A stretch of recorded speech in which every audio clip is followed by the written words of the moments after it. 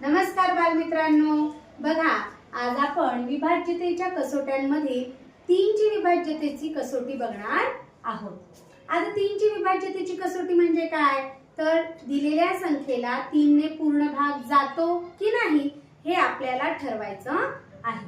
मग बघा, दिलेल्या संख्येतील जी संख्या आपल्याला दिलेली असते त्या संख्येतील सर्व अंकांच्या बेरजेला त्या सर्व अंकांची बेरीज करायची आहे आणि बेरीज करून जे उत्तर येतं त्या उत्तराला जर 3 ने पूर्ण भाग जात असेल किंवा ती संख्या जर 3 च्या पटीत असेल, 3 च्या पाढ्यात असेल, तर त्या दिलेल्या संख्येला सुद्धा 3 ने पूर्ण भाग जातो।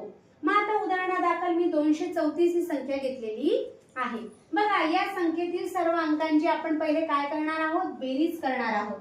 म्हणजे 2 अधिक 3 अधिक 4 किती आलं उत्तर बघा बरं। 2 आणि 3 5, 5 आणि 4 9। मग मला सांगा, 9 ला 3 ने भाग जातो की नाही? 3 च्या पाढ्यामध्ये 9 येतो, म्हणूनच 234 या संख्येला 3 ने पूर्ण भाग जातो। समजलं का? काय करायचं आपल्याला, दिलेल्या संख्येतील सर्व अंकांची बेरीज करायची आहे आणि बेरीज करून जे उत्तर येतं त्याला जर 3 ने भाग जात असेल तर त्या पूर्ण संख्येला 3 ने भाग जातो।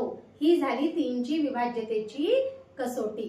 जर तुम्हाला माझे व्हिडिओ आवडत असतील तर प्लीज लाईक करा, शेअर करा आणि सबस्क्राइब करा। धन्यवाद।